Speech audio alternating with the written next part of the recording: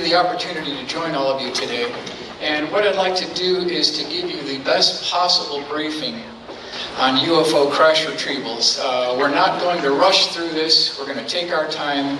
I want to provide you with the references of where I got this information from so that you can do the reading on your own, verify some of these witnesses, and really make it come alive in your own heart. So let's see if we can get the screen to show up here. There we go. Okay, so a couple of quick quotes before we begin here. Number one, because we want to get started here, UFO crash retrievals can't be real because if they were, I would have read about them in the local newspaper, general public. Number two, there are not now, nor ever have been, any extraterrestrial visitors or equipment on Wright-Patterson Air Force Base. This is their press release back in July of 1980, and definitely these would be false statements. I want to give you a brief background on Leonard Stringfield, World War II veteran, was in a C-47, had a Foo Fighter sighting that conked out both of his engines. Those eventually came back on and he was able to land successfully. But from that point forward, he started collecting reports from military personnel, generals, air traffic controllers, later on astronauts, cosmonauts.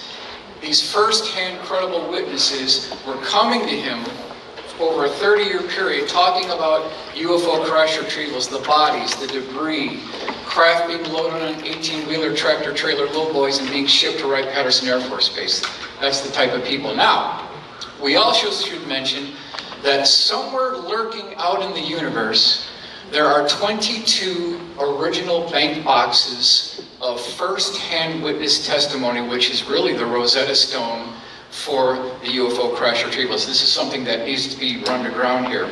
Also, this is Leonard's publication, UFO Crash Retrievals, The Complete Investigations. And it's really a revolution and a revelation because this particular book, including Dr. Greer's crash retrieval witnesses, really gives us the first-hand knowledge from military sources, the inner workings of these UFO crash retrieval operations. So, we'll begin here. This is our first case. This is Wright Field, Dayton, Ohio. It had not become Wright-Patterson Air Force Base until October 1947. And it's interesting because this is a gentleman who worked in records management, and he had a friend who worked at Wright Field, and this records management gentleman was told to deliver a message to a certain particular individual in this hangar. And he had a friend who was an MP at the facility here. And he said, I want to show you something. So he brought him to the far side of the hangar. Tucked in the corner was a 15-foot diameter dish-shaped craft. It was 7 feet tall. It had a series of rectangular windows wrapped around the outer circumference of the craft. It had arrived by a railroad flat car from Arkansas. That's how they actually got there. This is the original sketch from the report. This is the AutoCAD rendering. It gives you a real good idea. Now keep in mind, there were no seams, no visible means of propulsion, no Zeus fasteners, no hex bolts, no hex head bolts as well. This was almost a completely seamless type device, almost built on the atomic level as a complete mold. You can see the dimensions here, 15 by 7 feet tall. I also want to mention that there was a central column on the center bottom of the craft that went from the bottom all the way to the top. You'll also notice, if you look at this technical engineering drawing here, there's a red dot. The red dot is the attempted point of entry that they were desperately using diamond tip drill bits, and it had no effect. So if you look through these cases, there's a historical legacy indicates very clearly that in many cases the U.S. military at Wright-Patterson Air Force Base, at other locations, was desperately trying to breach the hull of these craft, and it had no effect with a diamond tip drill bit. Full color rendering.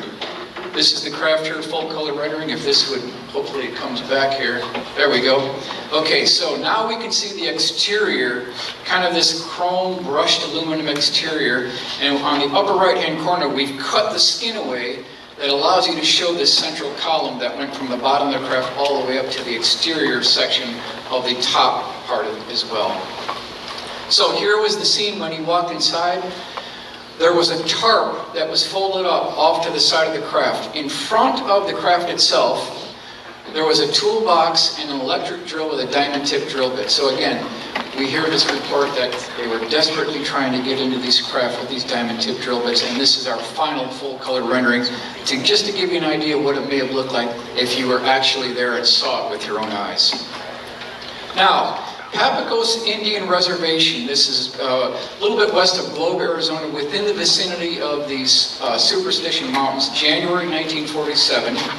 And this was a gentleman who was in the United States Navy. They were looking for some particular property. So they're going kind of down this desert road. There's a rocky terrain. Off to the left, they are challenged by some military MPs. And this is what the sketch looks like by Rudy Gardet. I want to give him credit. And these guys are saying, you know, I don't think you're supposed to be in here. And then about another 200 feet off to the left was this interesting dish-shaped craft, 30 feet in diameter. It had a series of indented windows wrapped around the outer circumference of the craft and augured in at about a 30-degree angle. And they're looking at the entire retrieval operation from the very beginning. So what I want to do now, I want to take you to the full color rendering that gives you an idea of what this craft actually looks like here if we were here, within the vicinity of Superstition Mountains, just to give you an idea of what this may have looked like. Next one. So we want to do a 60-minute briefing on Roswell here. We want to keep in mind that the actual event began on the evening of July 2nd, 1947. So if we look at this map here, over on the left part here, you've got the touchdown site. Something interesting happened here at the touchdown site. We had fused green glass and a completely seamless black box that was discovered by Lincoln La Paz and Louis Rickett from the 509th Bomb Group. It's almost never talked about. There was a seamless black box found. We don't know today if that was ever opened up. Now, 5 nautical miles south of the touchdown site is the debris field. That's where there were 3 types of debris that we'll talk about in a little bit, where all these little debris were scattered over the Foster Ranch. Now keep in mind, the trajectory is from the northwest to the southeast. That's where I've got the arrows here. And you can see the second body site is just a little bit east of the debris field, where at least 2 bodies were discovered that came out from an escape pod. So we're still heading southeastbound. Now we've got the impact site. That's what everybody's familiar with. A grand total of 5 bodies were recovered and 1 was still alive. So what I want to do now is I want to take you to the site. This is what it looks like if you were there today. It hasn't changed much in all these years. If you went out there today, this is essentially what you'd be seeing within the vicinity of the crash site itself. Now, we are on the morning of July 3rd, 1947. We've got Rancher Mac Brazel and we've got 7-year-old Timothy D. Proctor. And what they discovered is a 200-foot long trench that's about 12 feet across. And all of this debris, there were 3 types of debris. There was this very small, thin material, could not be cut, could not be burned, could not be hit or damaged with a 16-pound sledgehammer. Other debris, the so-called memory metal, where you could fold this up and you could crinkle it. And then when you let it out of your hand, it would unfold like liquid mercury and then settle back to the floor. That was debris number 2. Debris number 3 were these small and medium-sized I-beams with very intricate hieroglyphic writing on the inside wall of the I-beam. Those are the 3 types of debris that were discovered. So now, we already talked about the morning of the 3rd, so it's the 3rd, the 4th, the 5th, the 6th, the evening of the 7th, and then the daytime retrieval operation began on the morning of the 8th. So whatever biological material was there, you can see was already starting to decompose. Now, what we've got here is the egg-shaped craft with a dome on top. That is the actual configuration. You can forget about a manta ray-shaped craft or a dish-shaped craft. It was a size of a Volkswagen, about 13 feet across, with a dome on top. There was a hull breach on the side of the craft. In the background, we've accurately depicted the 18-wheeler tractor-trailer lowboy. And according to Don Schmidt, the whole entire operation took place within the vicinity of a windmill and water tank. Also, it's interesting to note that the 509th Bomb Group did not have a crane at the time, So there was an independent contractor from Roswell that brought in a crane. They lifted up the craft, put it on the 18-wheeler tractor trailer, and now I want to take you to the next slide here. We're going to go down Main Street. You can do this route today. You can take this route today and follow the exact convoy that the Jeeps and the 18-wheeler tractor-trailer lowboy with this egg-shaped craft on a tarp went right down Main Street. There were 2 paper boys that saw this. There were multiple eyewitnesses that saw this entire operation as it's going down Main Street. So we have those witnesses. Now, going into Hangar P3 Building 84 at Roswell Army Airfield. This would have been plus or minus 4:15, about 5 minutes plus or minus 4:15 p.m. on July 8th, 1947. They're bringing in the bodies. They're bringing in the small-statured, child-sized caskets that we've heard about from Glenn Dennis. That's all in this operation. You can see over here, we've got the crash site vehicle itself, and it's important to note that by this time, it was a chaotic situation. The first body flight had already flown up by Peppy Henderson in a C-54 directly to Wright Field, Dayton, Ohio. So it's a real chaotic scene here. Now, next thing that happened, which isn't talked about very much, once they loaded up the caskets with the bodies, they put that into a wooden crate. That wooden crate was lowered into atomic bomb pit number 1 over at the base there, 519th Bomb Crew. The next thing that happened is they put 2 perimeter screens around that bomb pit with MP stationed with carbides inside and out of each wall and told to shoot to kill anyone who would try to breach these perimeter screens. Now, I ask the question, all for a weather balloon? You're going to set up a perimeter for a weather balloon?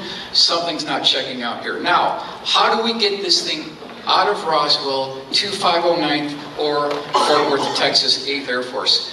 They had B-29 straight flush. So they taxied over the B-29 to the atomic bomb pit. They had a hydraulic lift that lifted the crate with the bodies inside the bomb pit of the cargo bay of B-29 straight flush, and then flew over to 8th Air Force, Fort Worth, Texas. That's how it went down. Now, we'll move on here. White Sands Missile Range, July 4th, 1947. So now we're getting into the same time frame as Roswell. This was a technical sergeant, U.S. Army Air Force, and this is page 196 is the reference. This all happened at night. This craft was about 100 to 150 feet in diameter, came in at a slight angle, and I want to mention here that it was excruciatingly well lit. They had searchlights, they had floodlights, they had people with Geiger counters, they had people with still camera photographs. They also had motion picture film reels going on. So they have this all recorded. This is something absolutely that was recorded. Here's the full color rendering that gives you an idea what it may have looked like. So something that we should consider as well. This is an actionable item that we've thrown in here. Since still photography and motion picture film was recorded of this event, senators and congressmen with the appropriate security clearances should track down and utilize this evidence for future public hearings. Absolutely, absolutely. We've heard so many reports of these things being caught on motion picture film reel, gun camera footage. This needs to be tracked down and brought into public hearings. Next one, UFO crash retrieval, 1947. This is at a warehouse in Berkeley University. Albert Bruce Collins, a metallurgical engineer, deceased now, he's the primary source for this particular information. He was at the right place at the right time when this 18-wheeler tractor-trailer lowboy backed in. He was this white lab coat technician. And as this thing was backing in, what he saw was an interesting egg-shaped craft. It was about 30 feet across, 15 feet high. There was a hole breach on the side of the egg, so it looked like a cracked egg with an interior yolk. This interior yolk was about 3 feet in diameter, and there was a composite panel bulkhead just forward of that interior sphere.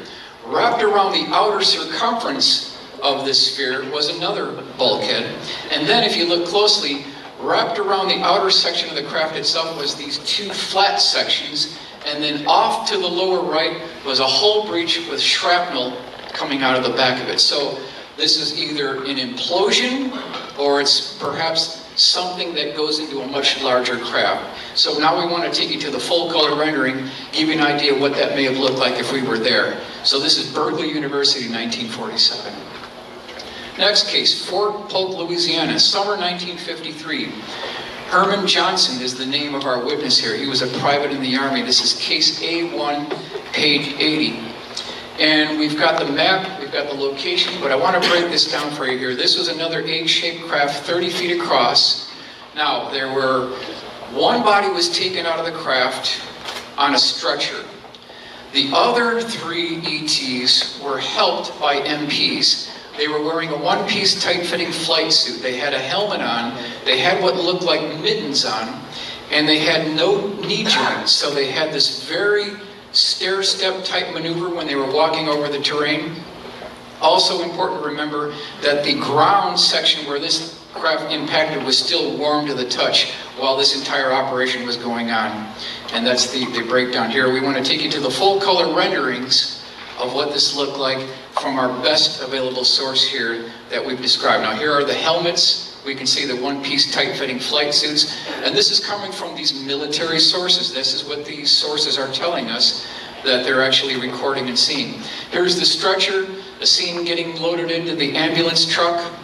And then we'll do a blow-up to give you an idea a little bit closer of what this scene may actually look like if you were there at the time. Wright-Patterson Air Force Base. Can you go in here? Let's see here. Lost audio. Working? There we go. Okay, Wright-Patterson Air Force Base, 1953. We have this gentleman's name, Michael Olvey. He was a warrant officer. This is page 15, abstract number 8. I really like this one. Now, he was at the right place, at the right time, at night, at Wright-Patterson Air Force Base, where a 4-engine DC-7 taxied up onto the tarmac at the base. Hangar doors opened up. I'm going to go ahead and take you over here. This is hangar complex number Bay E, which is hangar complex number 4. I don't know if it was the far one on the right. I'm not completely sure, but it could very well be. And this is what this hangar particularly looks like. So you've got this DC-7 that taxis in. They shut the door, and then this is kind of what it looked like. So just picture this scene going on inside the hangar. There was a port aft cargo bay door that was opened up, and they had a forklift there, and they were offloading these wooden crates. There were 5 on this forklift. The 3 crates on top had their lids removed, and he was about 12 feet away, and so he kind of leaned over and looked inside, and what he saw were 3 ET bodies. They were about 3.5 to 4 feet tall. They had a slit for a mouth, minute nose, oversized head, oversized eyes, all wearing a one-piece tight-fitting flight suit. One was female, and he said they were all being supported off the bottom of these wooden crates by a interesting netting that protected them from the dry ice freezer burn below. That's what he said. Now he got a real good close look at this. I want to go ahead and move on to the full color rendering here. Gives you an idea of what this may have looked like standing just a few feet away from this. Now he was also told that other boxes within this DC-7 contain the debris from the crash retrieval operation. And then we'll move on to a top view looking down. Now can you imagine if you're seeing this and you're only a few feet away? I mean, he saw the actual physical evidence in the form of the bodies here. Walker Air Force Base, New Mexico, April 12, 1954. Primary eyewitness served in the Air Force 1954 to 1955, and this is page 82 from the publication here. This particular gentleman was ordered to board this H-19 helicopter very quickly. He was a photographer for the Air Force. This is a nighttime operation. So they depart Walker Air Force Base, which used to be the 509th Bomb Group. They take a northbound heading. They make a left turn, and then they go another 20 minutes, and this is what they see. He ends up seeing this 40 to 50 foot diameter dish-shaped craft. It had come in at about a 45-degree angle. There were lights still rotating around the outer circumference of the craft. He also mentioned that when they landed the helicopter, and he got out, because he was in the close vicinity here, the entire vicinity of this retrieval operation smelled like battery acid. So that's a very interesting thing too. Now, During the retrieval operation, they found 4 deceased ET bodies. There were 2 additional bodies for a grand total of 6 still inside the craft. I want to take you to the full color rendering, and you can see him up in the helicopter here. He was taking photographs from the cargo bay that was open. So this is another case where they've got this physical evidence in the form of photography. Here's the full color rendering, shows you what it may have looked like. And as the helicopter landed, he also saw the retrieval operation beginning with all these trucks and jeeps and 6x troop transport were on the scene very quickly. December 1963, a couple of weeks after Kennedy was assassinated, November 22nd, 1963 in Dallas, we had this particular incident, and this is a U.S. Marine. His name is Roy Baker. We have this gentleman's name. Page 152, case 2. So, he's at Cherry Point, North Carolina, and he's told to board a plane with blacked out windows. They fly 3 hours by plane from Cherry Point, North Carolina to an undisclosed location. And this is the map that shows you where they began the trip. And when he got there, they open up these hangar doors and he sees this thing. It's propped up on scaffolding. They built a catwalk around this thing. It was 40 feet in diameter. It was 15 feet tall. It had approximately 9 elliptically shaped opaque windows wrapped around the outer circumference of the craft. And then again, you can see these red dots on the craft itself, and then also here on the seams that were so fully integrated into the craft itself, you couldn't even see they were there. These red dots are the attempted points of entry with a diamond tip drill bit. So this is the second time that we've heard of this. We'll move on to the full color rendering by Joseph Wraith to give you a good idea what this thing looked like. This is what the outer skin looked like. It had this polished chrome aluminum exterior. Now, there are 3 attempts to get in this thing. Number 1, they use a diamond tip drill bit. That failed. After that was done, they used an acetylene cutting torch. That didn't work. The final attempt was a laser, and that didn't work either. So, if we throw billions of dollars in classified black budget funding, and we try to add all the years together, you would think by now that they could check out and they could decode the metallurgy associated with these craft and integrate these into our modern stealth fighter aircraft. That'd be the basic goal here. Now, this is an original sketch by Roy Baker. This is not a copy. This is his original drawing from the Marine who was there, who actually saw it. He was guarding this thing there for a period of 2 weeks. We'll look up in the upper left-hand corner. You've got these light fixtures. The whole facility where this is all going down was excruciatingly well lit. Here you can see his rough sketch here of the scaffolding, and then the entire craft had these pads that were supporting the bottom of it for this wraparound catwalk. This is an original drawing by Michael Johnstone. He interviewed Roy Baker back in 1986, and this is his a little bit refined drawing. Now, if you look over to the left-hand corner of this sketch here of the craft, there was a 1-inch lip between the exterior of the craft and the exterior of these opaque windows. He definitely mentioned that there was this lip there that you could feel with your hand. Here's the cleaned up AutoCAD drawing that shows you what this thing looked like as it was propped up on the scaffolding, about 5 feet. You could walk under this thing and you could walk completely around this craft to give you a really good look at what this thing looks like. Also, I've got the detailed view here that shows you this 1-inch lip that was identified by Roy Baker. Full color rendering, give a good idea if we were there back in 1963 December, what it may have looked like, just to give a visual aid here. Now, this was by John McNeil. This is our first attempt to get this illustrated. This particular Marine, his job was to guard it for 2 weeks, and he was told to frisk anyone who went into the facility. So that was his mandate. Now you'll notice here that there is a white circle painted on the floor directly below this craft itself. His job was to shoot to kill anyone who tried to breach that particular white circle. Now, I want to take you through a walkthrough of this facility as though we were a fly on the wall. And I want to take you through this chain link fence, and we're going to penetrate this facility. So now we've got through the fence, we're going to walk through this here.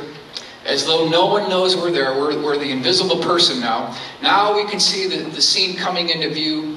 We've got the guards there. There were some spooks in suits. They were there as well. We've got the catwalk. We've got military MPs with rifles, machine guns guarding the facility. We've got the white lab coat technicians that all had color-coded badges. We'll talk about the color-coded badges here. Now we've got a 45-degree look-down view showing you what this looked like from the perspective of a little bit high, maybe about a 45-degree look-down, and this white painted circle on the door is clearly in view now. Now the last day that he was there, he said that they were moving this thing up and out of this location.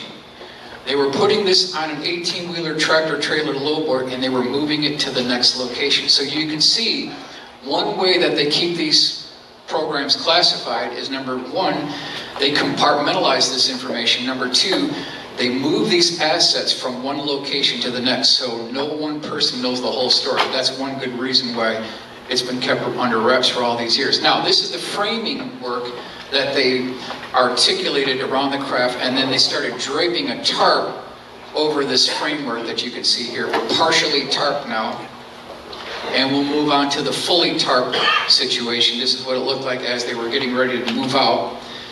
Now we're getting ready to move to the next location, and then this is Rudy's drawing, just to give you an idea of how they actually move this out. Now, there was an incident with a laser. Once the diamond tip drill bit failed, once the acetylene torch failed, they used a laser that came in by 2 tractor trailers with a large electrical device that was connected by 2 heavy gauge cables, went right to the side of the craft, and once they shone the laser on the skin of the craft, it bounced off and damaged the ceiling tile above. So a very interesting incident here, and you can see what happened.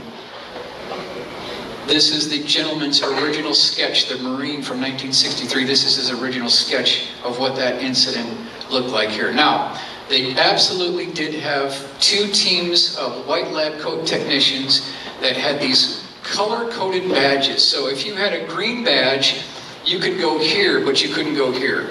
If you had a yellow badge, you could go here, but you couldn't go over here. If you had a red badge, you had access to the entire facility. That's how the badges worked. Now, there was one time where this particular Marine was at this location. Nobody frisked him, and so he was alone.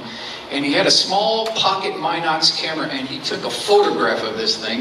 And this is his direct quote: "Someday I will tell this story, and by God, people are going to believe me."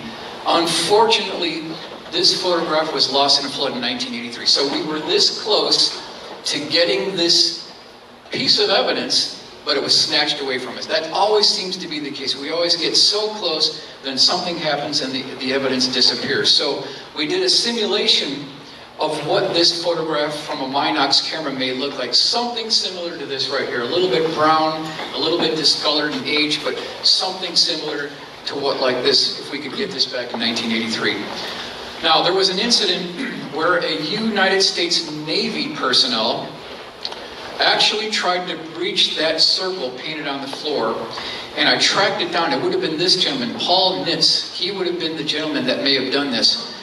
He probably had an inside knowledge of this, but not to the point where he could get into that interior circle. So there was an incident involving, we believe, this gentleman right here.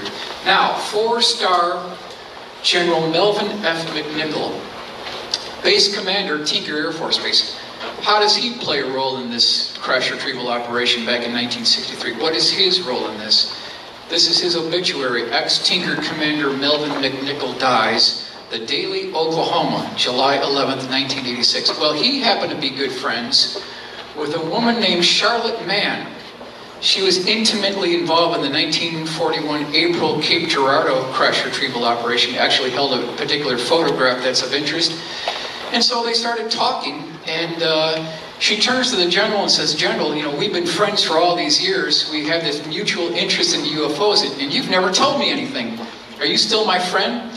And he turns to her and says, "Charlotte, if you ever repeat what I'm about to tell you, I'll deny it, and it could end my career." So he told her that, number one, he saw a UFO that was located in the west. That's interesting because the Marines stated that he flew from Cherry Point, Carolina, 3 hours by plane. That would put you in the vicinity of the west. Number two, this general said that he walked around a UFO on a catwalk, which was propped up by scaffolding. This is exactly what the Marine had talked about. In fact, he guarded it for 2 weeks.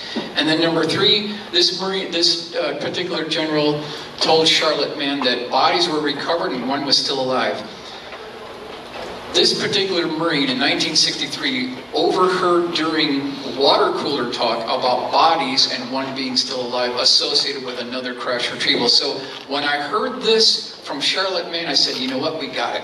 We got independent confirmation from 2 different sources that absolutely did not know each other, talking about perhaps the same event here. Now, next one, Fort Riley, Kansas.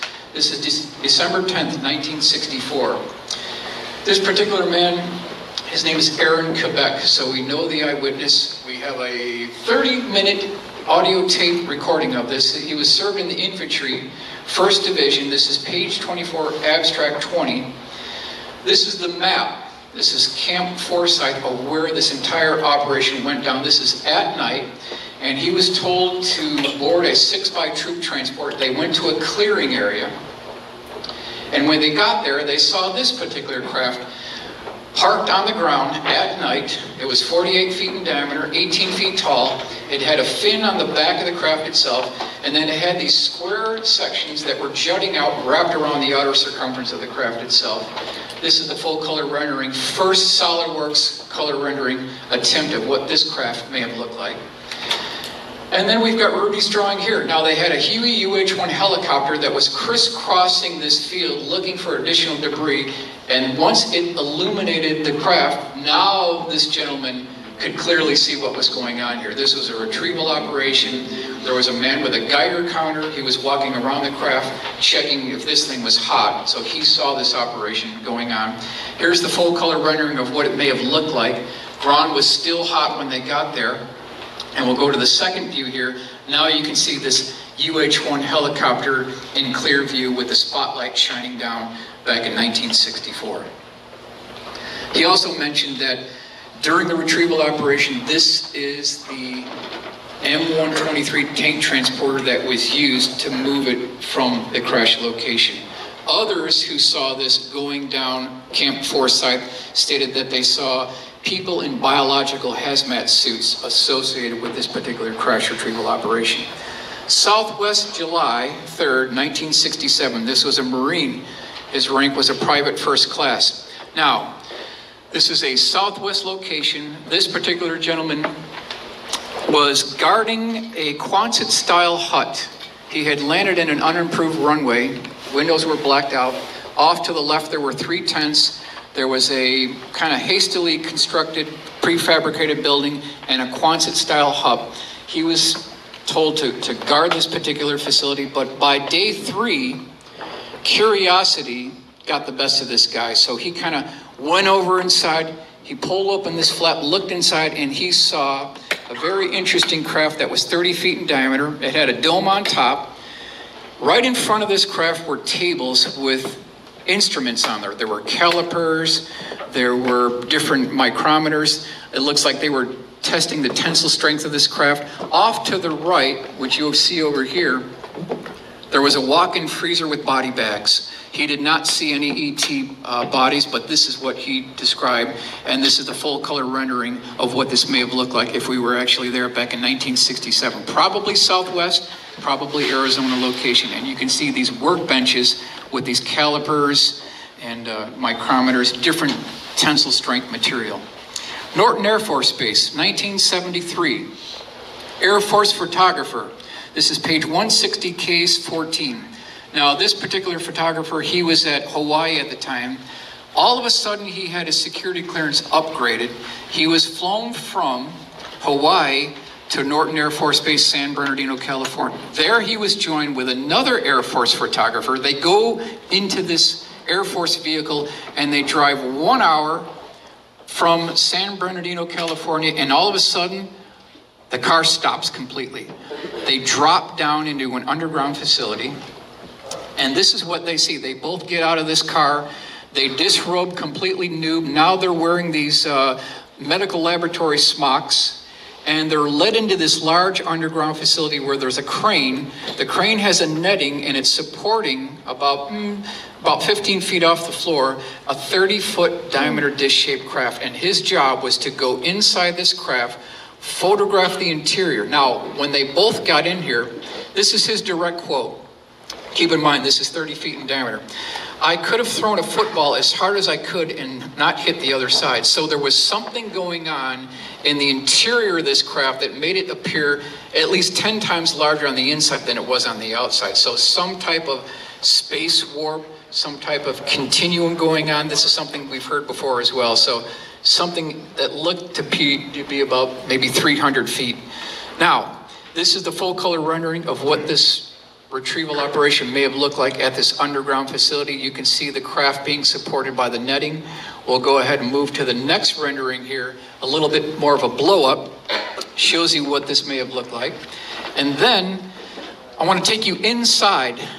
This is what it may have looked like. If this thing was so large that you could throw a football, this may be what it looks like on the interior of this craft. So his job was to photograph all the interior display panels, all the interior components. Once that was done, they were also told to photograph 3 ETs that were involved in an alien autopsy. So not only did he photograph the interior of the craft, but he was involved in the autopsy as well. So we've all heard these reports that these underground facilities are connected by high-speed tunnel system. Is there any way we can back this up with any kind of evidence here? So this is Los Angeles Times, July 1972. Tube shuttle using electromagnetic suspension, LA to New York in half an hour, 10,000 mile an hour tunnel train plan developed. This is the cutaway that shows you how this thing works. They're using a vacuum to suck out all the air, and they can get this thing up to about 10,000 miles an hour. And this is in the early 70s by LA Times. Do we have anything else to back up this whole concept of these underground dumb facilities being linked up here? This is Project RAND.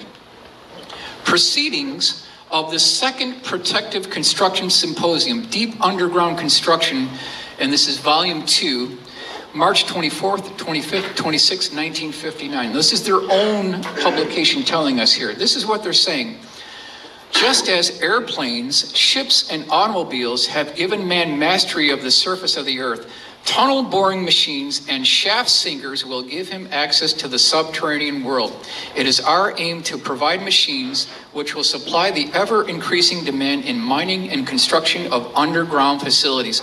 So in their own publications, the RAND publication, they're telling us that they're doing these tunnel boring machine operations. It's a done deal. We've got it in their own documents. Another actionable item here. Senators and congressmen with the appropriate security clearances should locate this facility, find out what is stored there, and what other underground installations this may be connected to. Absolutely. This is another case that was within Dr. Greer's archive. I want to give him credit for this one. U.S. Marine Corps diver off the coast of Okinawa back in 1991. They were detecting radiation at a depth of 1.5 miles below the surface. That's pretty deep. So what he ends up doing is he gets in a DSRV. They dive down to a depth of 1.5 miles. And when they get there, this is what they see. They see a triangular shaped craft, a little bit bigger than an F-14 fighter. It had been resting at the bottom, they thought, for between 40 to 50 years because they could see the silt buildup. So this thing was there for decades. They eventually did retrieve it, and the commanding officer, here's our full color rendering, gives you an idea what this thing looks like, believes it absolutely was an ET craft. There were hieroglyphic lettering on the side of the craft that they couldn't determine what that was. So this is an interesting case from the 90s. Now we want to move on to McClellan Air Force Base. This is 1973. Chris Coffey was a very interesting person because this particular individual was friends with test pilot Ellison Onizuka.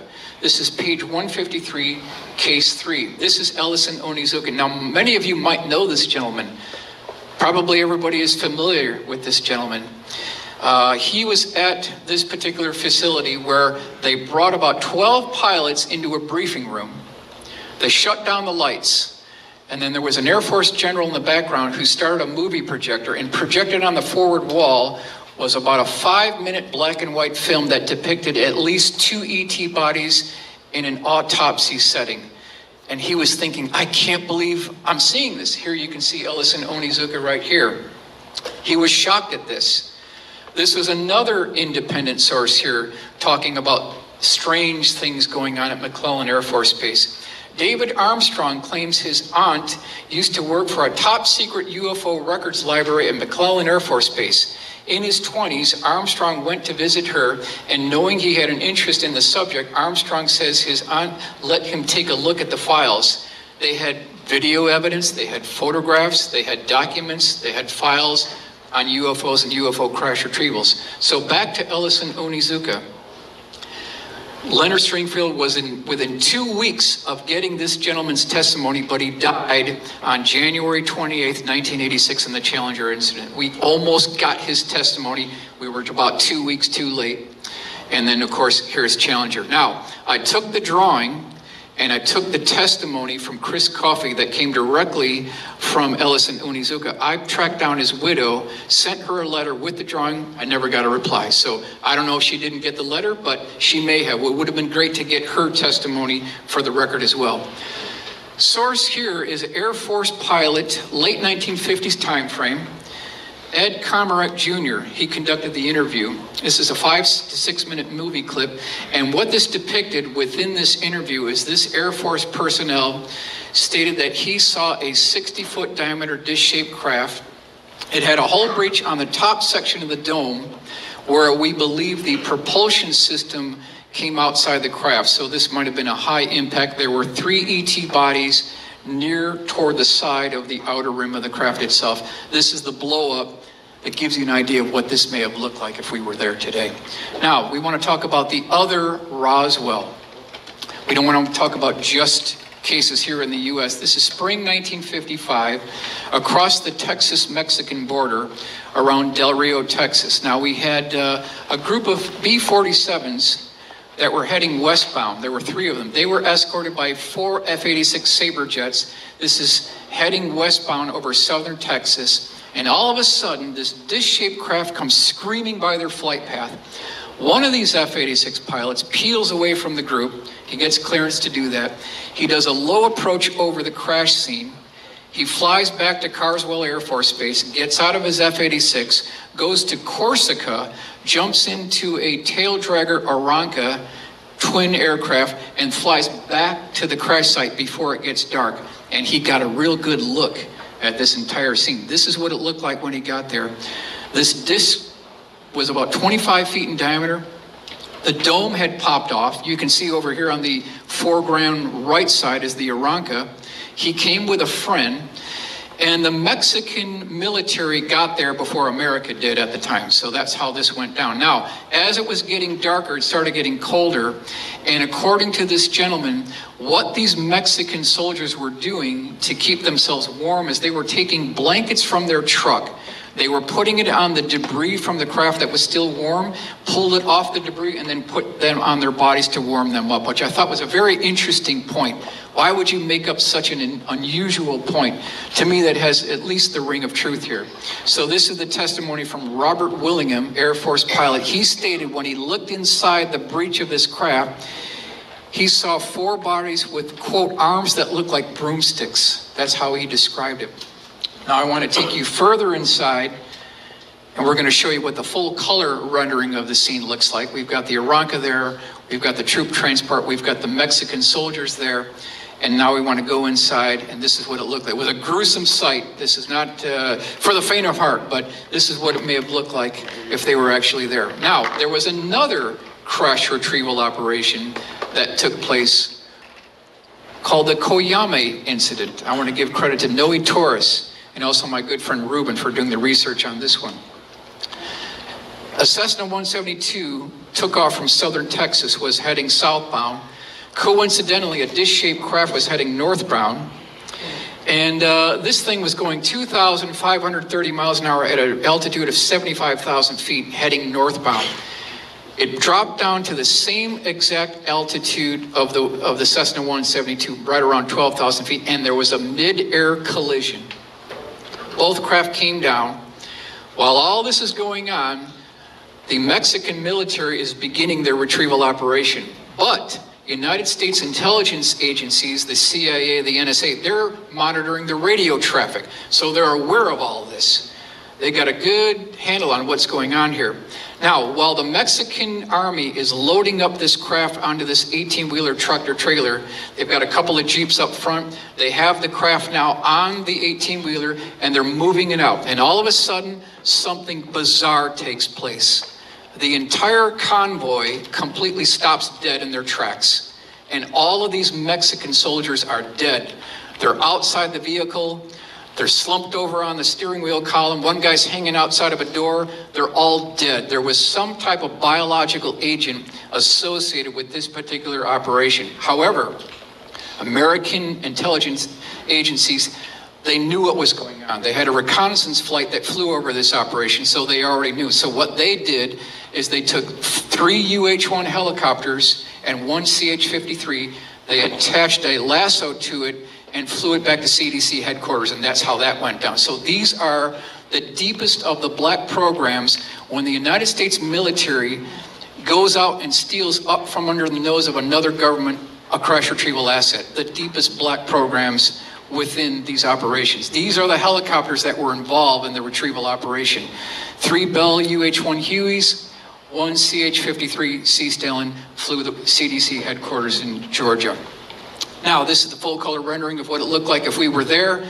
We've got the CH-53 taking this thing away, and then we'll go ahead and move on to the top view looking down with a 45-degree look down angle. Just an incredible type operation. Fort Dix, McGuire Air Force Base. This is New Jersey, January 18th, 1978. Sergeant in the Air Force Security Police. This is page 131. Now, this is a nighttime operation. The morning of, there was multiple UFO sightings that were confirmed by General George Filer. So he's still alive. He can confirm that this beginning part of this operation absolutely did take place.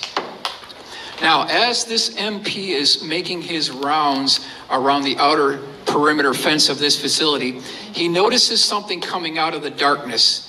And he gets out his .45 caliber pistol and he shoots this thing. You can see that's what this X is over here. Whatever this was, it climbed over the fence and died over here at the McGuire Air Force part of the base. And it was at the unimproved, deserted runway. That's where this being died. And this is the area of vicinity of where this actually took place. Here is the drawing that depicts what took place. This being was about 5 feet tall, had an interesting head, kind of that tapered to the top. Once they discovered the body on the other side of the chain link fence, they built a crate around this body. They sprayed this with a preservation chemical. They put the crate with the body into a metal container, and they moved that metal container into the aft cargo bay of a C-141 Starlifter and flew it to Wright-Patterson Air Force Base. So we'll move to the next slide here. That shows you what this looked like at the aft end section of where this craft actually brought it back to Wright-Patterson Air Force Base. UFO crash retrievals, 1942. So we're way earlier than Roswell here. We're 5 years prior to Roswell. And this is at an Army base north of Georgia that not even Leonard Stringfield knew about. And in this particular report, this craft was about 15 feet tall. It was 10 feet high. It had 3 levels. The upper level had this, if you look at the enlargement here, it had a display panel with buttons, switches, dials, kind of this display panel. The mid-deck had what looked like 4 bar stools wrapped around a outer type window that was directly in front of these bar stools. The lower deck had an entryway hatch that was, again, fully integrated into the craft itself. Now, as this thing came down, it damaged the top section of the craft and caused a hull breach. There were also 4 crew members that were taken alive. They later died, but they were about 5 feet tall, 90 pounds, and about large black eyes, milky white skin is what they looked like.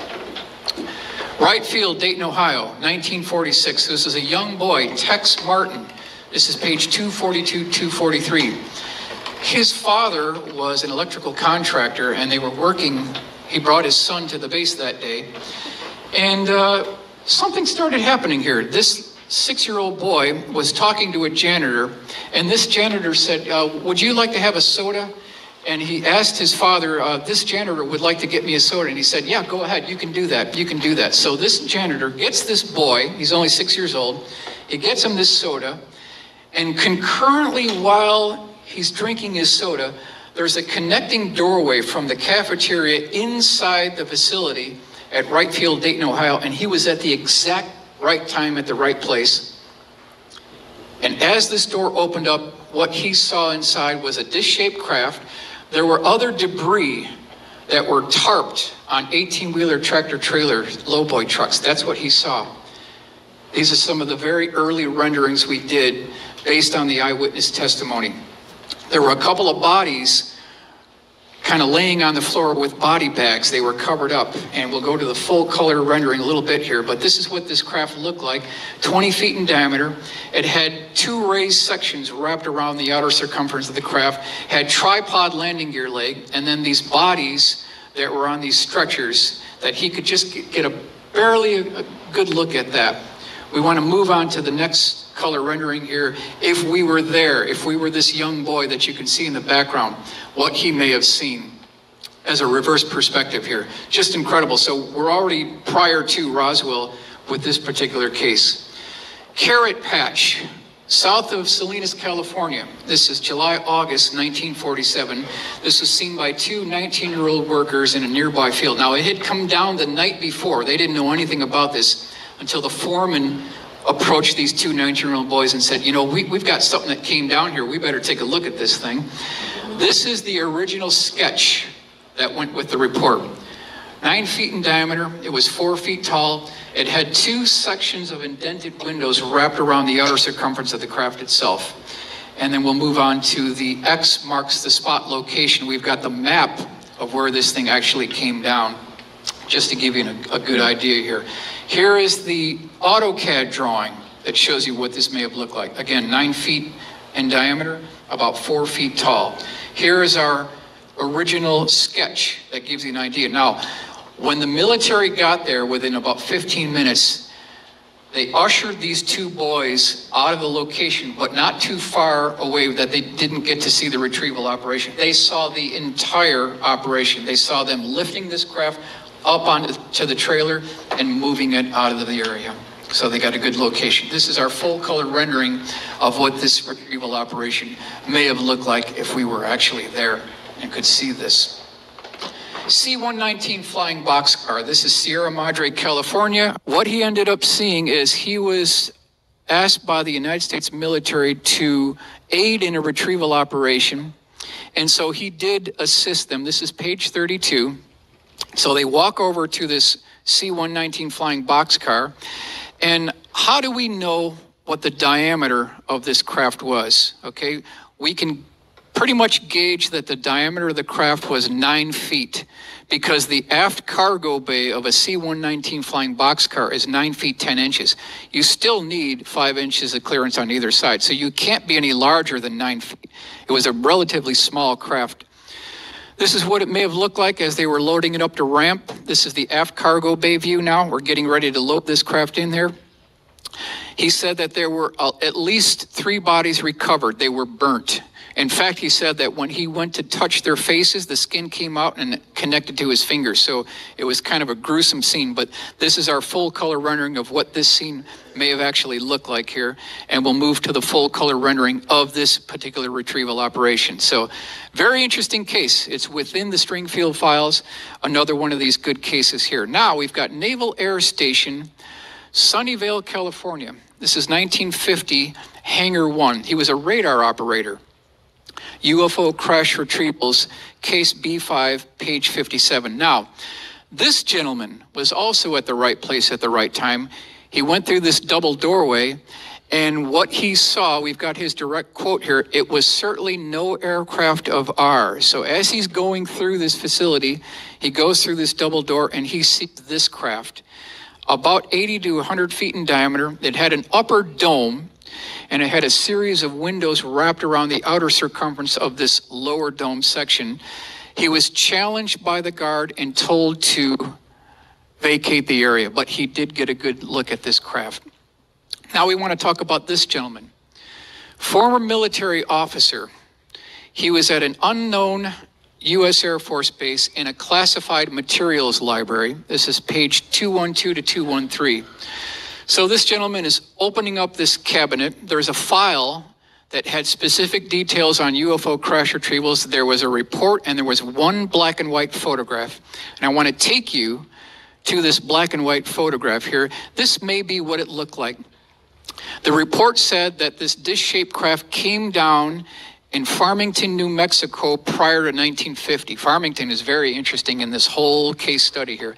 This was about 36 feet in diameter. There was a slight pencil-sized hole on one of these porthole windows, and they did gain access to the craft itself. So that's important to note. Now, these are the key points to take away from this particular case. Number one, military officer had the correct security clearance, which gave him access to a classified materials library. Number two, report seen by witness made reference to crashes and that bodies were recovered. So now we've got more than one. Number three, in addition, diamond-tipped drill bits and acetylene torches were used to gain access to the interior. Reference 1946 craft seen at Wright-Patterson Air Force Base and 40-foot diameter craft guarded by a U.S. Marine during December 1963. Four is important. Eventually, technicians were able to gain access to the interior of the craft by way of a small entry hatch. The report said, referring to the door, that it was almost as if the material of the craft liquefied and then solidified again. So here again is another reference to these hatchway doors, these different type of seams that are so fully integrated into the craft itself, you could not see where the seam actually is. Now, hundreds at Farmington report large force of flying saucers. Albuquerque Journal, March 18th, 1950. If anyone's done any research on this, this is an absolute watershed case because there were over 500 flying saucers that flew over Farmington at this time. It was called the Farmington Armada.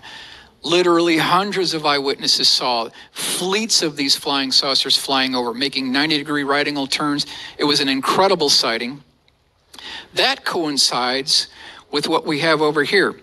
During the early 1950s, there was a direct order from the United States Air Force to our pilots to shoot these flying saucers down. Here we've got shoot saucers down. Jets ordered in 24-hour alert. This is Cincinnati Enquirer, July 29th, 1952. Other newspaper clippings, and there's hundreds of these. Jets keeping 24-hour alert for saucers. Pilots ordered to down objects if they don't land. On the trail, on the saucer trail, pilots told shoot them down. Jets on 24-hour alert to shoot down saucers. So this would have been the aircraft that they were using at the time. This is an F-94 Starfire that they would be using to try to intercept these craft. And this is what it looks like if you go to the Pima Air and Space Museum in Tucson. You can see off to the left, we've got the rocket sections concealed. Over to the right is the Air Force Museum, Dayton, Ohio, where we've got the louvers revealed, showing you where the rockets would come out for an attempted intercept. Now, what would this look like? It would look something like what we see here. This type of an intercept is what they would have been involved in back in the early 1950s. Call went out from the Air Force to our pilots. Now, this is interesting, and this came from a letter from Mildred Bissell, October 2nd, 1979. This is a letter to Leonard Stringfield. We'll go over this very briefly here. It says, I heard you speak at the MUFON Symposium in Dayton last year, and I am interested in your research on retrievals of the third kind. I gave a talk at a local library last week, and in the discussion period following, a fellow told me that when he was a gunner in the Air Force, he had emptied his guns on a UFO and had taken pictures with his gun camera that clearly showed the shells exploding against the side of the craft. He said the camera was taken off the wing of his plane when it landed, and the pictures developed. At 2 a.m., a couple of military policemen policemen came and got him out of bed and took him to the base auditorium. They ran the 17-second movie of the UFO over and over and questioned him and 2 other crew members until 10 a.m. He was warned never to tell anyone what had happened. He said he had a wife and family, a good job, and a lot to lose. He seemed afraid of the CIA and wouldn't even give me his name. So here's a report from an Air Force pilot absolutely confirming that he was there.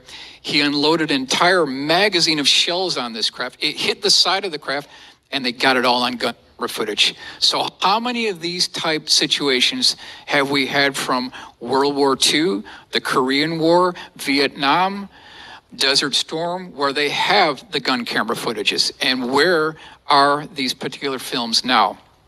Want to mention Marina Popovich, Soviet Air Force colonel, engineer, and decorated test pilot. Want to give her credit for coming forward to talk about this next case. This is page 245 as the reference. She mentions this particular gentleman. This is Major General Igor Maltsov, Commander-in-Chief of the Soviet Air Defense Troops, and he had highlighted a very interesting UFO encounter. This is March 21st, 1990, near Moscow. 2 MiG-23 jet fighters were attempting to intercept a 650-foot diameter dish-shaped craft. This is over Moscow back in 1990, confirmed by Russian military sources. Miami Herald, July 8th, 1990. So I started digging, trying to get some additional confirming evidence here. Soviets more serious about sightings. Over here it says, Maltsev also reported that jet fighters were scrambled and the pilots described a disc from 100 to 200 meters in diameter, flying at speeds 2 to 3 times faster than their aircraft, Holiness said. The general concluded that the UFO had somehow, and I love this part, quote, come to terms with gravity, and that it didn't seem to appear to be a terrestrial machine. So it had come to terms with gravity. That's interesting wording that we should keep in mind. Very interesting. Now, Great Lakes Naval Training Center. This is September 1973. This is a gunnery school operator, and he was told to deliver an important letter to a commanding officer who is at one of these Quonset-style buildings. This is page 89, case A7. So he's met by these 2 very strong, muscular CBMP types. They escort him down this corridor. They make a left-hand turn into another corridor. That leads to this large open hangar area. And when he gets in, he sees this craft. This is about 35 feet in diameter. It was 12 feet tall. It was a teardrop-shaped UFO. Could be a USO, unidentified submerged object. There was a ridge that went from the leading edge of the craft all the way up through the spine to the trailing edge of the craft, and there was a blue coronal discharge that was on the leading edge of the craft. Now, as he's walking in and sees this, he hands this letter to the commanding officer, and this is kind of a SolidWorks rendering of what this craft may have looked like, according to the witness report. This whole craft is propped up on a 2-foot-tall wooden platform. He delivers the letter, he makes an about face, gets a glimpse-eye view of this thing, and then departs the area. But he did get a good look at this. And there's a B section to this story, because 2 weeks prior to his encounter, he met a sailor. And this sailor told him that, you know what? A little while ago, I was on this missile destroyer, and we shot down this interesting teardrop-shaped craft that was about 35 feet across, and very interesting. It was brought to Hawaii, the mainland, back in 1973. And then he went on to say that none other than Howard Hughes's Glomar Explorer was used to lift this craft off the bottom of the ocean and brought it back to San Diego and then to Great Lakes Naval Training Center in Chicago. So now we've got Howard Hughes involved. How CIA divers retrieve Russian secrets. This is San Francisco Examiner, March 19th, 1975. This is part of that codename Project Jennifer. A matter of risk. The incredible inside story of the CIA's Hughes Glomar Explorer mission to raise a Russian submarine. So during 1973 to 1974, a Russian submarine was recovered from the bottom of the Pacific Ocean. The question is that all that was recovered? According to RK's informant, the object was retrieved by the Glomar Explorer, shipped to Hawaii, and then sent stateside and finally to Chicago. A sketch of the craft was drawn by the sailor, and according to RK, who is our source, there was little doubt that it was the same object that he had seen in the Quonset-style hut. So again, we had independent confirmation. Next case. This was an office worker at the Pentagon back in 1952. She had gone, perhaps in the basement, through these double doorways that said off limits, and now she's in this dark, dim, dusty room. There's a couple of cardboard boxes off to the side, very poorly lit. She kind of makes this turn, and she is met with the shock of her life. She turns the corner, and she sees a pickled alien in a glass jar. This is what she sees. Within 5 seconds, she feels this hand on her shoulder. It was an MP telling her to get out of there immediately. She had to sign multiple NDA agreements not to talk about it. Stringfield Research got to her years later, where she did talk about it very briefly. Leonard Stringfield got in a call to her. She didn't want to discuss it, and that was the end of the story. This is back in 1952 at the Pentagon, right down the road here. So that'd be interesting if we can get access to that facility. Wright-Patterson Air Force Base, 1955. Mrs. G, very interesting case. She worked in the materials division, foreign materials division. This is page 17. And this is kind of the scene that we want to look at here, kind of the ending scene of Indiana Jones, Raiders of the Lost Ark. You've got this large warehouse. We've got all these crates here. This is the environment that she was working in. And you can see this is warehouse building 258. Now, what her job was absolutely critical to this whole account here. What she said, this is Mrs. G, that she was charged to catalog 1,000 components that came in from a UFO crash retrieval. Can you imagine 1,000 components? So what they had set up here is they had an assembly line. So I told Rudy, I want you to give me this assembly line. They had one person over here taking photographs of this debris that came in from a crash retrieval. Over here, they had a gentleman that was bagging and tagging this debris. And then finally, off to the right, you can see this, our worker here, she is cataloging all this debris. Now all this debris is going up into the shelving. So we've got 1,000 components from a UFO crash retrieval. Interesting quote, this is from Mrs. G. Quote, Uncle Sam can't do anything to me once I'm in my grave. 6 months later, she died. We just got her in time. She's an American hero. She deserves credit for coming forward and giving us her account. Now, this is the actionable item here. Since over 1,000 components of physical ET hardware exist, according to Mrs. G, this evidence should be tracked down by senators and congressmen with the appropriate security clearances and should be presented in open public congressional hearings. That's what we're fighting for. That's the crusade here. So next time you hear about senators and congressmen testify at the Capitol building in Washington, D.C. and state that they don't have any visual or physical evidence of UFOs, be advised that they have been illegally denied access to the material. That could be what we're dealing with here. Reference 18, alien autopsy performed at Walter Reed Hospital. The cadaver was described as being 3 feet in height with a large head, protruding brow, sunken eyes, which wrapped around the side of the face, very long arms, gray skin. This is pathologist report at the Cleveland Clinic back in 1952, 1953 timeframe. So if we take this pathologist report, we take his written report, we tie that together with all the eyewitnesses that have seen these bodies. What did these ET bodies look like if we were at a crash retrieval operation? That's the question. What do these things look like? These are the bullet items here. 3.5 to 4 feet tall, 4.5 feet tall. 2 round almond sunken in eyes without pupils. Heavy brow ridge. Large hairless head by human standards. No earlobes. No definitive nose, small slit for a mouth, very thin neck, small torso wearing a metallic flexible garment. Arms described as long and thin, reaching down to the knees. Hands have 4 fingers without thumb, slight webbing. Short and thin legs, no toes, skin color beige, tan, brown, tan, pinkish gray. That's according to the pathologist reports, people who were on these autopsies. So if we take all this information together, from the pathologist's report, and we put a composite sketch of one of these bodies together.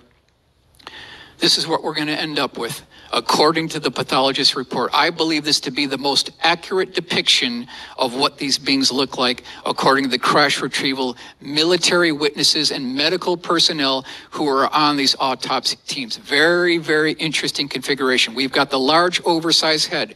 We've got the oversized eyes. We've got the heavy brow ridge, emaciated frame, arms that go down below the knees, webbing on the fingers. It tracks with what these pathologists and medical personnel are telling us here. So, who's running the show here? Who's actually got control of this information? We want to look at Senator Daniel Inouye. Very courageous man. He absolutely deserves credit for what he was involved in. He made a very interesting statement during the Iran-Contra hearings that we should look at here. This is Tampa Tribune, August 4th, 1987. The hearing, said Inouye, produced a vision of a secret government directed principally by National Security Council staffers accountable to not a single elected official, including apparently the president himself. A shadowy government with its own Air Force, its own Navy, its own fundraising mechanism, and the ability to pursue its own interests of national interest, free from all checks and balances and the law itself. Great quote by Daniel Inouye. So we can see here, we've got the defense contractors in bed with the intelligence agency, and they have no congressional oversight, no public scrutiny here. So what's really the bottom line here? The entire body of ET crash retrieval evidence points to a sophisticated multi-decade cover-up which has concealed ET craft, debris, and bodies from the general public and members of Congress. These assets have been spread out over multiple military installations around the country in an effort to conceal the truth from the public and also to reverse engineer their advanced energy and propulsion systems. With new legislation now in place, previously hesitant top secret witnesses should feel more confident to come forward, thereby preserving an important part of our national history. And that is the crusade that we're working for. This is the crusade that Dr. Greer is working for, and I absolutely